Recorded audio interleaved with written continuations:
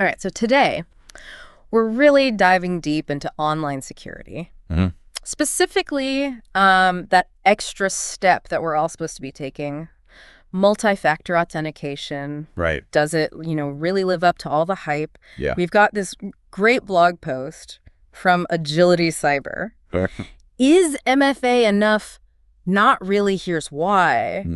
And we've also got this briefing document kind of summarizing some of its key points.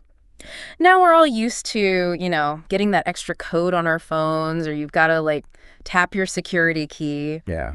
But have you ever stopped to think about how MFA itself could actually be turned against you? That's a good question, actually. Yeah. Yeah, because it's supposed to be this added layer of protection, right? Right. But like any security measure, it can be exploited. So let's kind of unpack this a little bit. Okay. The blog breaks down all these different types of MFA. So we've got something like our passwords, PNNs, something you have, like those one-time codes. Right. And even biometrics, something you are, like your fingerprints or facial scans. Yeah. But even the things that seem super secure, like hardware tokens, they've had vulnerabilities. They have. Think about YubiKeys. Yeah. They use public key cryptography. Right. Very strong method. Right. But there was, remember that Chrome Web USB vulnerability that could allow attackers to actually bypass the YubiKey security? Wow.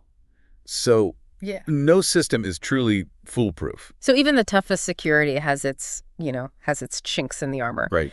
Before we get into how those are exploited, let's think like the enemy for a minute. We're not talking about some bored hacker in a basement here. Right. We're talking about threat actors. Yes. And they're often very organized. Okay.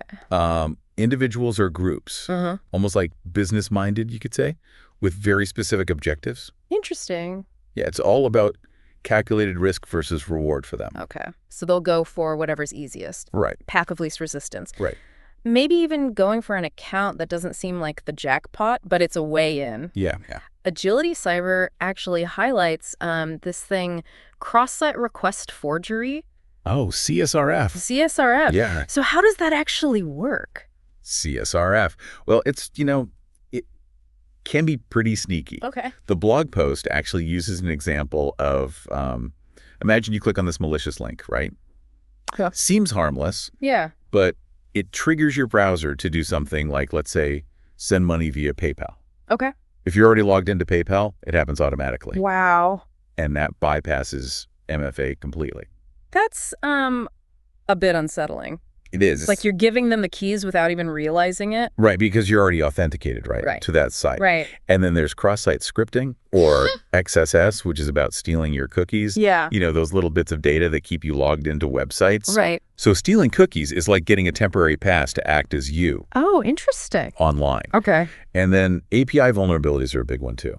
APIs, what are those again? So APIs are basically how different applications talk to each other. Okay. Like messengers, right? Okay. But sometimes developers might accidentally leave authentication tokens exposed in those APIs. Oh. And that gives attackers a backdoor. So like leaving a key under the mat, digitally speaking. Yeah, pretty much. But I mean, these systems, they got to have some other safeguards, right? They do. Like, how easy is it to actually exploit these vulnerabilities? Unfortunately, sometimes it's easier than it should be. Okay. And let's not forget about older systems that haven't even been updated to use MFA. Oh, right. They're prime targets. So we've seen how attackers try to just dodge MFA altogether. Right. What happens if they can't do that? Yeah. What are some of the tactics to break through it? Well, they have some pretty clever tricks up their sleeve Okay. to directly bypass it. Like what? Well, there's this thing called outsourcing MFA completion. Outsourcing MFA completion. That sounds like a fancy way of saying tricking the user into doing it for them. That's exactly what it is. Okay. The blog talks about this phishing tool called EvilJinx. Okay. So imagine you fall for a fake website. Yeah. Looks just like the real thing. Right. EvilJinx relays your login details to the actual site and prompts you for your MFA code. Oh. So you think you're legitimately logging in, but you're handing your credentials and your code right to the attacker. So they're holding the door open and asking you to step right in. Yeah, pretty much. And hand over your valuables. Exactly. Do they always go for the highest profile accounts, though? Not necessarily. Remember, it's all about minimizing risk and maximizing reward, right? Right. So they might target accounts that seem less important, but still give them a foothold. The blog actually mentions how suppliers or partner companies are often overlooked in MFA rollouts. So maybe they try to exploit a supplier's account to get into a larger organization. Yeah, absolutely. It's all part of that risk-reward calculation. Interesting. So once they're in, they can try to escalate their access. Exactly. And they can also exploit trust. Trust? Yeah, by taking advantage of networks and devices that companies already consider safe. Okay, but wouldn't those trusted networks have their own security measures in place? They should. How easily can attackers slip through those? Well, it really depends, right? Yeah. On how strong those measures actually are. Think about guest Wi-Fi at a company's office. Yeah. If it's not properly secured, attackers could use it to bypass MFA prompts that are triggered based on location. Oh, wow. Or they could target a compromised employee device that's already considered trusted. So even with security measures in place, there's ways to exploit them. There are. What about ways that they directly target MFA itself? Right. Well, there's malware out there that actually steals MFA codes right off your phone. What? The blog highlights this Escobar Android malware as an example. Escobar, that sounds ominous. It is. It specifically targets MFA apps. Oh. So it's designed to steal your one-time codes by, intercepting notifications from legitimate apps or exploiting vulnerabilities within the apps themselves. So you think you're getting a security code, but it's going straight to the bad guys. Exactly. Oh, that's pretty devious. And the blog post also mentioned fake MFA apps. Oh, yes. Those are nasty. How's that work? So these apps, they look real, right? Uh-huh. But they're actually designed to send your information straight to the attackers. Oh, wow. And they can even pay for ads. What? So that their fake app appears at the top of the search results. Oh. So you think you're downloading a security app, Right. but you're actually inviting the enemy right in. Oh, that's scary. What about this MFA fatigue that I've heard about? Oh, yeah, MFA fatigue. That's when attackers basically bombard you with MFA requests, Okay. hoping you'll eventually approve one just to make them stop. Just to get them to go away. Right. Just to make it stop. Exactly. But some newer techniques are having to address this, though. Okay. Microsoft has this number matching. Number matching. Yeah, where you actually have to enter the number from your login screen into the MFA app, so stolen codes are useless. Oh, so it's like they've got a more discerning guard dog, basically. Right. Yeah. But they've also stopped sending alerts for suspicious login attempts. Okay. Because, too many alerts can lead to that fatigue. Yeah. So, they're trying to refine those systems a little bit. Yeah. I always thought hardware tokens were pretty secure. I mean, is there any way to actually attack those? They are generally more secure. Okay. But, still not foolproof. Okay. The blog mentions, an NFC vulnerability. In certain YubiKeys, that could have allowed attackers to actually bypass the PIN. Oh, wow. And of course, there's always the risk of physical theft. Right. If somebody steals your laptop and your hardware token's attached, they've got everything they need to bypass MFA. So even with all these measures, it seems like there's still quite a few vulnerabilities. There are. It makes you wonder if MFA really is enough. Yeah. But I have a feeling there's more to the story. There is. Okay. You're absolutely right. We've been talking about how attackers try to bypass MFA. Uh-huh. But what's really fascinating is that sometimes MFA itself becomes the target. Okay, now I'm really intrigued. Yeah. Tell me more. Well, think about it.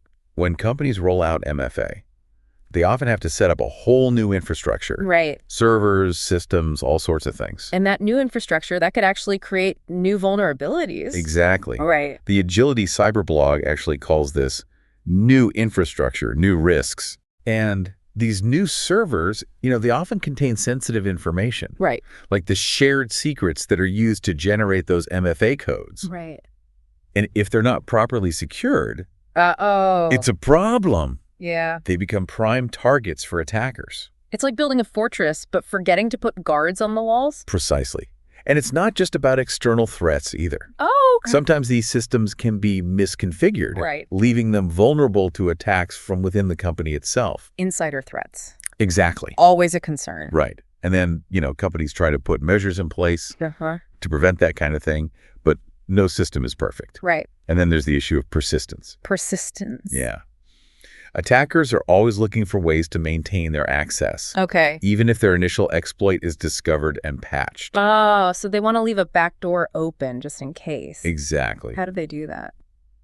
Well, one way is by compromising the MFA process itself. If they can gain control of the system that generates those codes or approvals, they can essentially impersonate legitimate users. So even if you think you've kicked them out, they might still have a way back in. Exactly. And then there's the issue of what are called break glass accounts. Break glass accounts. What are those? So these are highly privileged accounts that have MFA disabled for emergency use. Oh, okay. So, if the regular system goes down, somebody can still get in and fix things. Right. Makes sense. But wouldn't those be super heavily guarded? You would think so. Yeah. But they're often overlooked in terms of security. Really? Yeah, they might only be protected by a password. Oh, wow. And they're often exempt from lockout policies. So an attacker could just keep guessing the password over and over again? Unfortunately, yes. Without being locked out? It's like having a secret escape hatch. Yeah. That anyone could find if they knew where to look. Yeah. Oh, that's not good. So even with MFA, there are still so many potential weaknesses. There are. I mean, is it even worth it at this point? Absolutely. Okay. MFA is still an essential part of a strong security posture. Okay. But we need to understand its limitations. Right. And use it as part of a larger security strategy. Okay, so it's not about ditching MFA. It's about using it wisely. Right. And being aware of the risks. Yeah, being aware of the potential risks. So it's about thinking about security in a more comprehensive way. Yeah, I think that's a great way to put it. Okay. We need to combine MFA with strong passwords, vigilance against phishing on webs, a healthy dose of skepticism. So being proactive, not just reactive. Exactly. What does that actually look like, though, in practice? Yeah. What are some, concrete steps that our listeners can take to improve their online security? Well, first and foremost, enable MFA on every account that offers it. Okay. It's a simple step. Yeah. But it makes a huge difference. And don't just rely on SMS codes. Right. Opt for an app-based solution. Okay. Or a hardware token, if possible. Good point. And speaking of apps, be careful about which ones you download. Oh, absolutely. Right. Stick to reputable providers. Okay. And double-check those reviews. Right.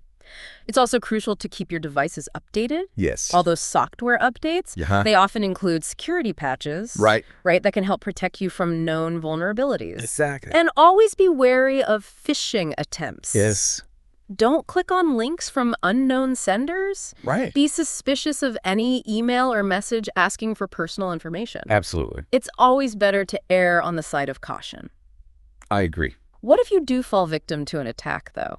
That's a great question. What should you do? And that's one we should definitely address. Yeah. But first, I want to share an example that really highlights how even seemingly secure systems can be vulnerable. Okay. I'm all ears. All right. This sounds like a story I don't want to miss. It is. Remember that RSA hack from back in 2011? RSA, the company that makes those little hardware tokens? Yep, those are the ones. What happened? Well, they were hit with this really sophisticated phishing attack. Uh-oh. The attackers managed to steal information that could have compromised their widely used secured tokens. Wow. They ended up having to offer replacements to thousands of their customers. So even a company that specializes in security can become a target. It can happen to anyone. That really drives home the point that no system is truly impenetrable. Right. So where does that leave us? The everyday users trying to protect our data. Well, I think it means that we need to be aware that any system, no matter how secure it seems, can have weaknesses. But that doesn't mean we should give up on MFA entirely. Okay, so it's not about ditching MFA, but about using it wisely. Right. Being aware of the potential risks. Being aware, exactly. So what else should we be thinking about then? Well, MFA adds that extra layer to authentication. Right. But it also introduces this new point of failure. A new point of failure. Yeah. What happens if the MFA system itself goes down? I guess nobody can log in. Right. That wouldn't be good for businesses, especially. Especially for businesses, exactly. Uh-huh. Or even worse, imagine if the MFA system itself is compromised. That could completely undermine the security that it's supposed to be providing. That is a scary thought. So what can we do to protect ourselves? Right. Especially knowing that even the companies that are providing these security solutions can be vulnerable. Well, it goes back to what we were discussing earlier. Yeah. A multi-layered approach to security is essential. Right. So not just relying on MFA as the silver bullet. Exactly. We need strong passwords. Yeah. We need to be wary of phishing attempts. Absolutely. What else? And, we need to be thoughtful about the MFA solutions that we're choosing. Okay. For example, like we talked about, app-based authenticators or hardware tokens. Right. Those are generally more secure than just using those SMS codes. Makes sense. It sounds like a lot to keep track of, though. It is. What would you say is the most important takeaway for our listeners? I think the most important thing is to be proactive. Okay. Not reactive. Okay. Don't wait for something bad to happen before you start thinking about security. Right. Take those steps now to protect yourself and your data. That's great advice. So we've talked about the different types of MFA, how attackers try to bypass it, Right. even how the MFA systems themselves can become targets. Yep. Seems like we've covered a lot of ground. We have covered a lot. But I think there's one more really crucial aspect of online security that we haven't touched on yet. Oh, okay. The human element. The human element. Right. What do you mean by that? Well, think about it. We can have the strongest MFA, the most sophisticated firewalls, Okay. but if we click on a phishing link or fall for like a social engineering scam, it can all be for nothing. It's like having a state-of-the-art security system and then just leaving the front door wide open. Exactly. Yeah. So the question is, how do we change our thinking about security? Right. How do we become more aware of the risks, Okay. more cautious in our online behavior? That's a great question. And I think it deserves its own deep dive. I think so too. So stay tuned, folks, Yeah. because in the next part of this episode, we're going to explore that human element of online security and how we can all become more security conscious in our digital lives. Oh. Okay, so we talked about all the tech stuff with MFA, Yeah. different types, the vulnerabilities, even how those systems themselves can be targeted. Right. But like we were saying, there's this whole other layer, the human element. Right. What did you mean by that? We can have all the security bells and whistles, the fancy tech. Yeah. But if we click on a phishing link or, fall for a scam, it can all be for nothing. It's like having that top-notch security system, but leaving the front door wide open. Exactly. Yeah. So how do we shift our thinking about security? Right. How do we become more aware of the risks Right. and more cautious in our online behavior? That's a big question, right? Yeah. I mean, it can't be about memorizing every single vulnerability or every hacking technique. Right. It's got to be something more fundamental. Yeah, it's about understanding the psychology behind these attacks. Okay. How to recognize the signs of a scam. Developing that healthy skepticism. Right. That little voice in your head that says, hold on, does this really make sense? Right. Like if something seems too good to be true, it probably is. Yeah. That kind of thing. Yeah, or if you get an email from your bank Right. asking for your account details, you don't just click the link. Right. Take a moment, Right. verify the sender, look for red flags, maybe even call your bank directly Right. if you're not sure. It's about being proactive, not reactive. I agree. Instead of waiting for something bad to happen and cleaning up the mess, Right. we need to think ahead. Yeah, Take those steps to prevent those things from happening. I completely agree. Right. And I think another crucial part of this is recognizing that security is a shared responsibility. Okay, so it's not just the IT department's job to keep our data safe. It shouldn't be, no. It's on all of us. Wow. From the CEO to the intern. We all need to be aware of the risks, take responsibility for our actions. Right. Because even one careless click can have a huge ripple effect. It's not just about protecting ourselves then. It's about our colleagues, our friends and family. Yeah, creating a culture of security awareness. Right. Where everyone's looking out for each other, sharing information about potential threats, Right. holding each other accountable. And that starts with each of us, right? It does. Making that decision to be more mindful of our online behavior. Asking ourselves those questions. Is this link safe? Should I really be entering my password here? Right. Just slowing down, thinking before you click. So, circling back to MFA, Yeah. it sounds like it's still an important tool, It is. but it's just one piece of the puzzle. Exactly. MFA is important, but the real key to online security is that multi-layered approach, Right. combining strong passwords, vigilance against phishing attempts, and most importantly, developing that security-conscious mindset. Well said. So much of this really boils down to education then, doesn't it? It does. Making sure people understand these different threats, how to protect themselves. Absolutely. And it's not just about technical knowledge. Right. It's about empowering people to make smart choices in their digital lives. We covered a lot in this deep dive. We explored the technical stuff with MFA, the ways attackers try to bypass it, even how those systems can be targeted. We did. But I think the biggest takeaway for me, and hopefully for our listeners, is the importance of that human element. Security-conscious mindset. It's been a fascinating discussion. It really has. I hope it's been informative and empowering for everyone listening.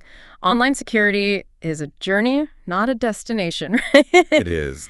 Stay informed, stay vigilant, and most importantly, stay safe out there in the digital world. Thanks for joining us for another deep dive. We'll catch you next time.